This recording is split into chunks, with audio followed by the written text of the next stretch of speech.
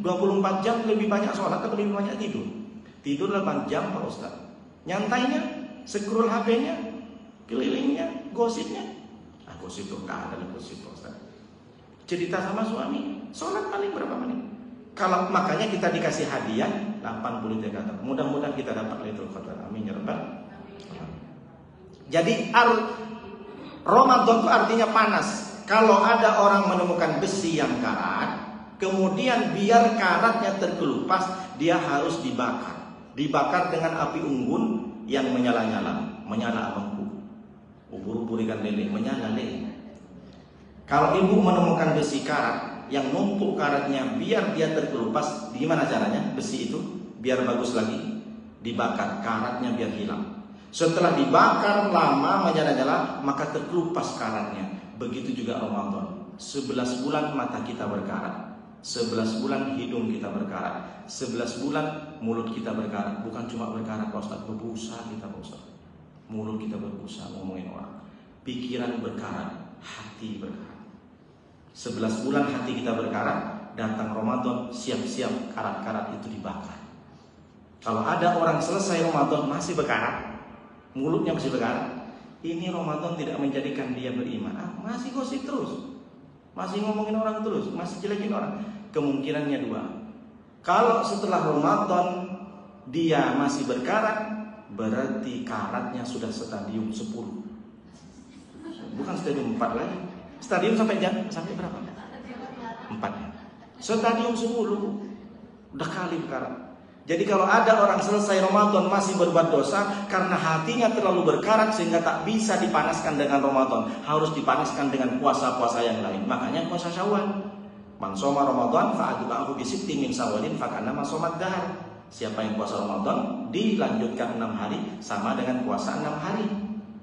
Gimana Pak Ustadz? Tapi saya tak sempat Pak Ustadz langsung. Iya, kenapa? Banyak acara halal bihalal, halal bihalal, halal bihalal, akikah, sunatan, nikah. Tak sempat.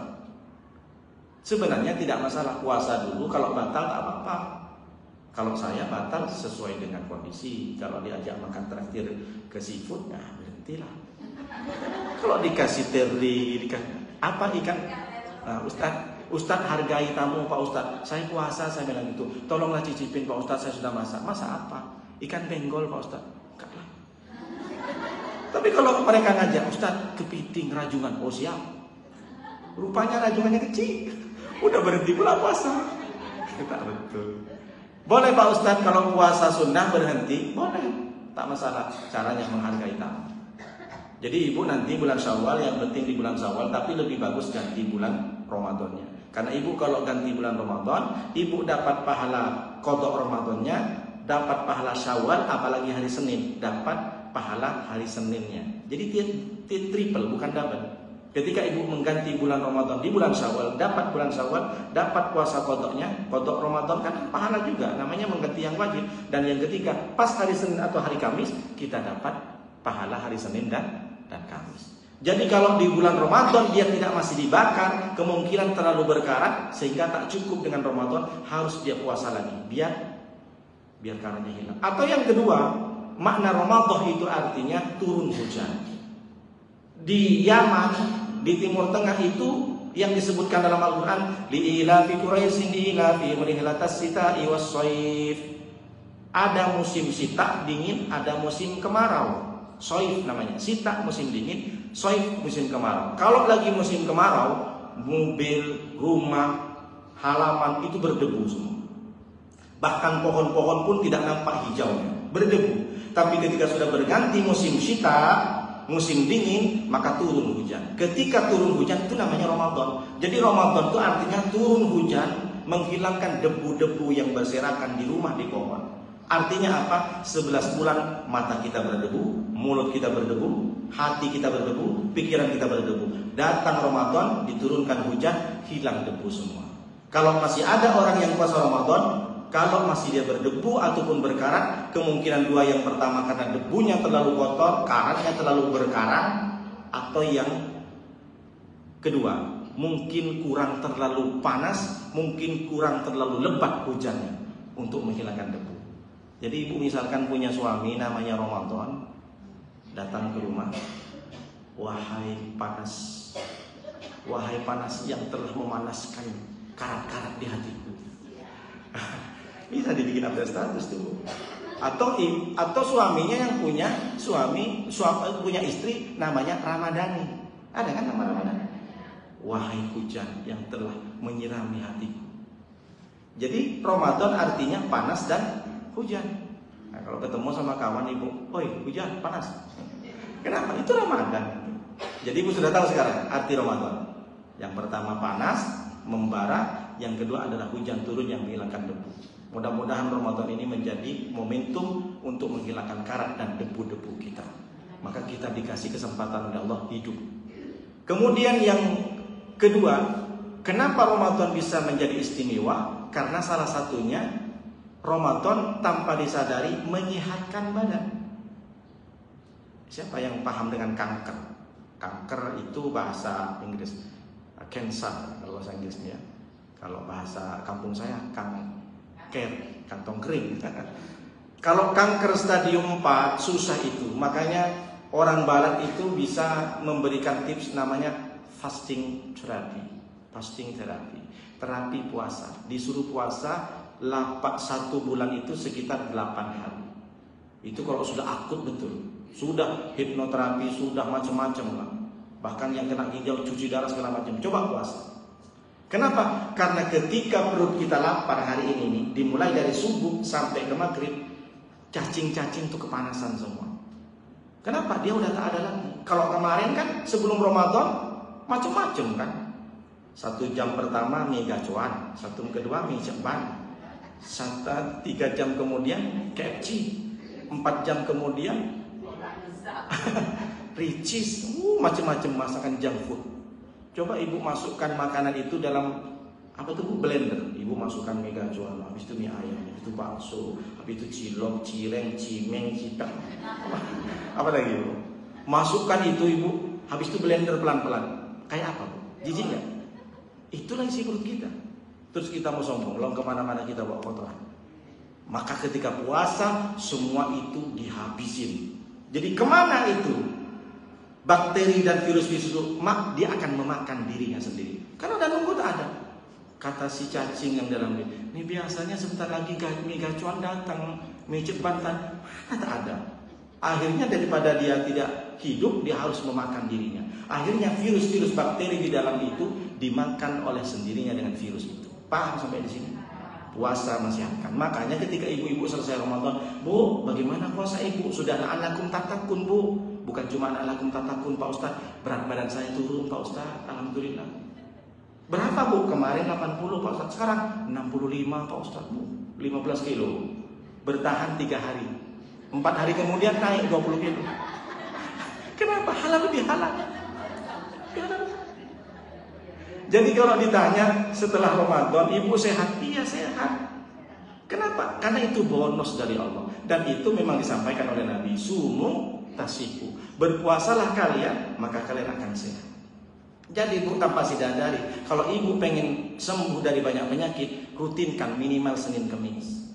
Kalau Senin Kamis seperti Rasulullah, puasa Daud seperti Nabi Daud. Itu sunnah Nabi. Meskipun Nabi tidak menjalankan. Ahabbus shaumi shaumu Daud.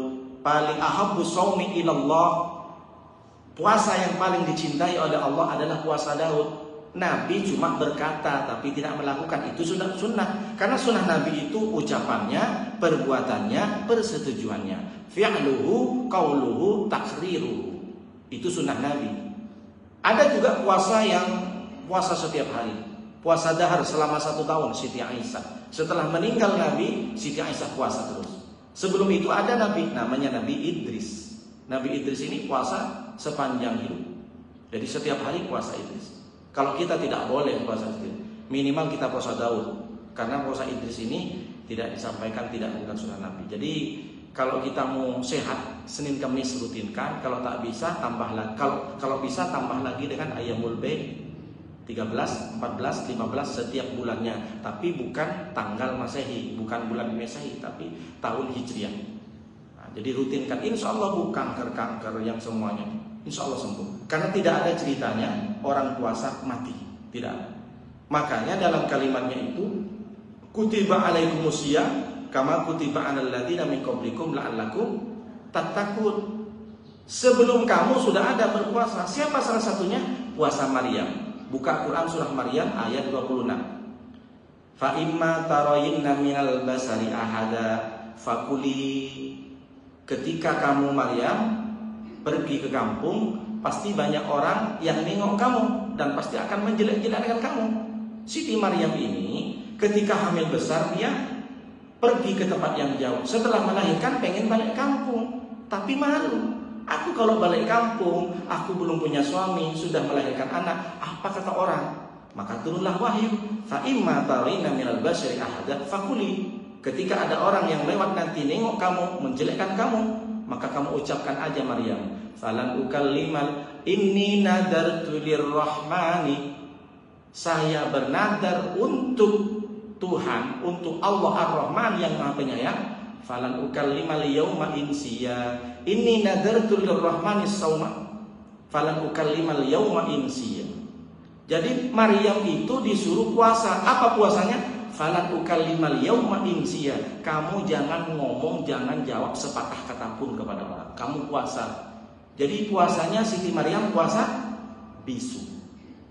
Kebayang enggak kalau kita juga disuruh puasa bisu? Ustaz, boleh ngisi ceramah Pak Ustaz? Boleh. Kebetulan sampai di sini, oh iya puasa bisu.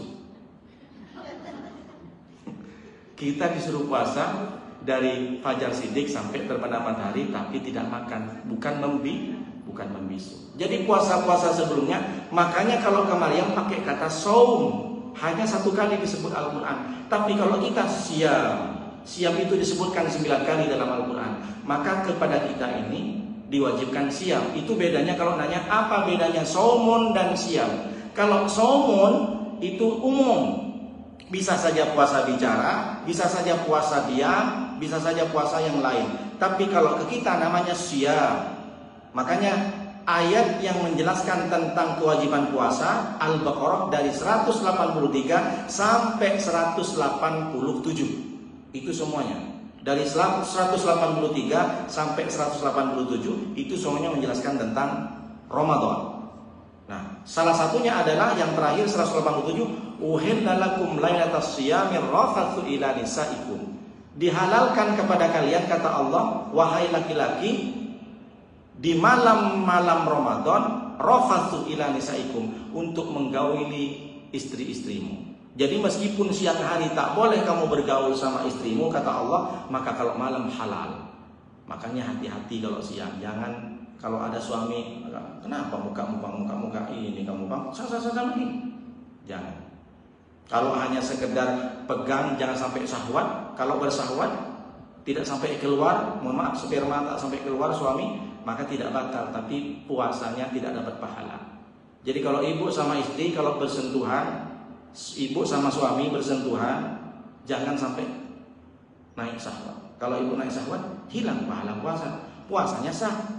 Tapi kalau sampai keluar, batal puasanya. Bayar kafarat.